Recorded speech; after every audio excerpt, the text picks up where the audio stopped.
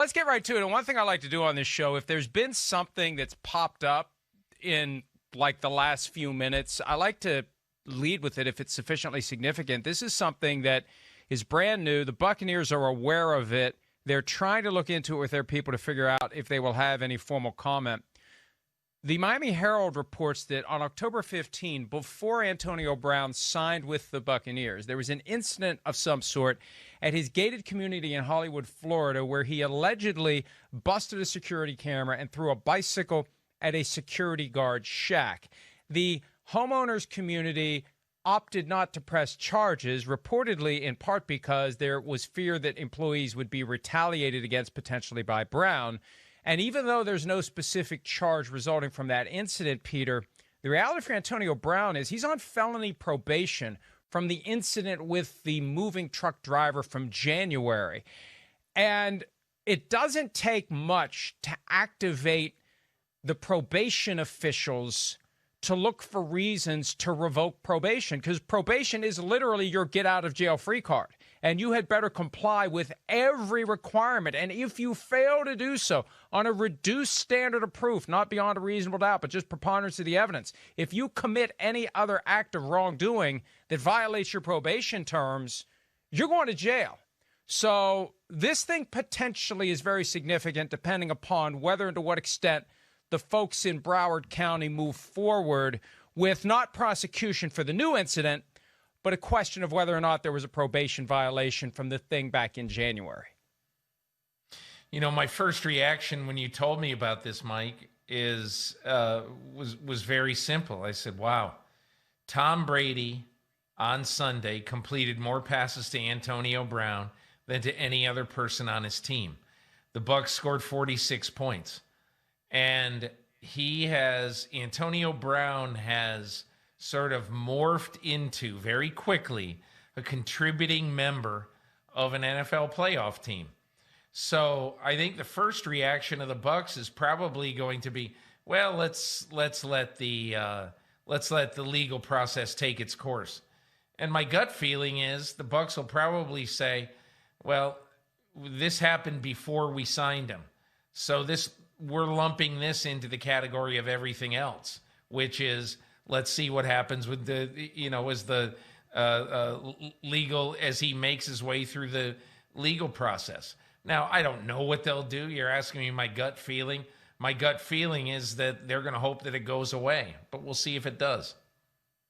And it'll be interesting to see whether or not the Tampa Bay Buccaneers ask the same general catch-all question that I know the Patriots asked Antonio Brown last year when they signed him. Is there anything we don't know about? The Patriots didn't know about the incident that culminated in the civil lawsuit alleging sexual assault and rape. The lawsuit happened after he signed.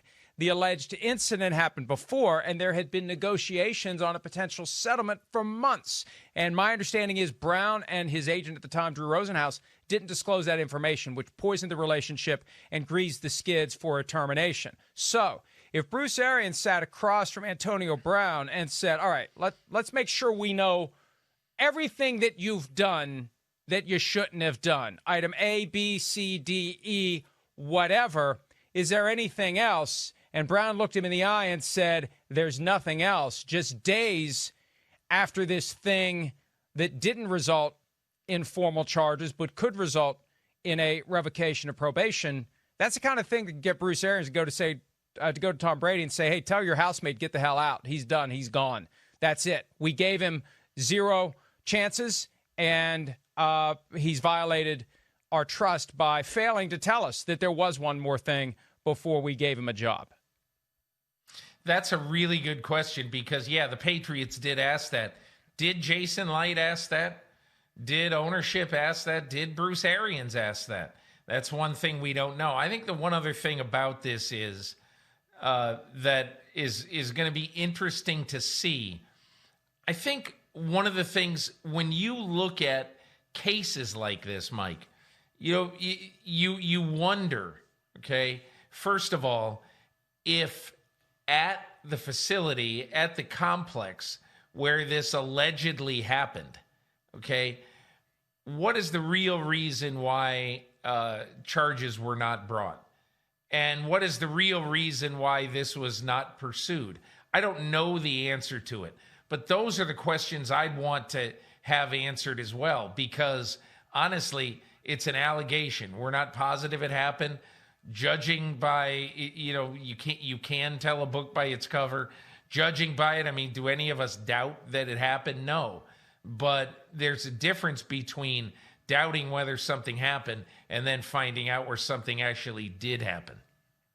A spokesperson for Brown said Monday, and this is according to the reporting in the Miami Herald, she has been assisting Brown for several months to resolve certain minor disputes with the housing authority. It's not a denial, and it's something that I think is going to be an issue, at least in the coming days. Again, the Buccaneers tell me they're aware of it. They are looking into it. They don't yet have a formal comment on it.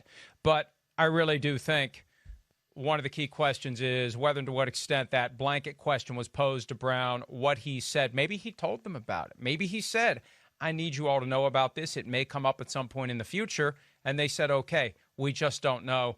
But I have a feeling one way or the other, we are going to find out in the coming days, if not in the coming hours, because Bruce Arians did not want this guy on his team. He eventually relented.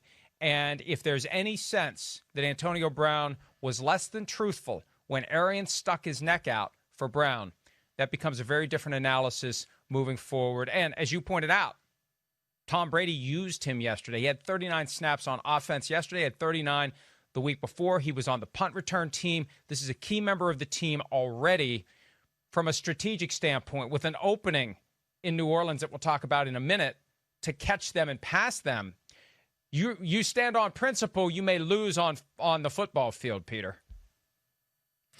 Yeah, there's always that question. And Mike, you've seen it, you've reported on it, that someone with great talent gets more chances than someone with marginal talent.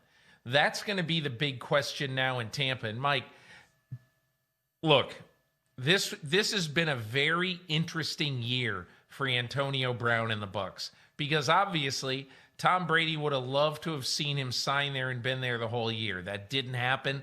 And then when he did get signed, it was clear that, as I've described it, he's got 2 strikes on him, and he's got Mariano Rivera on the mound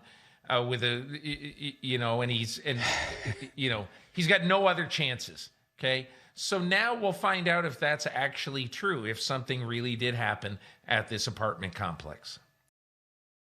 Hi, I'm Mike Tirico, and thanks for watching. Make sure to hit subscribe for the latest news and highlights from NBC Sports.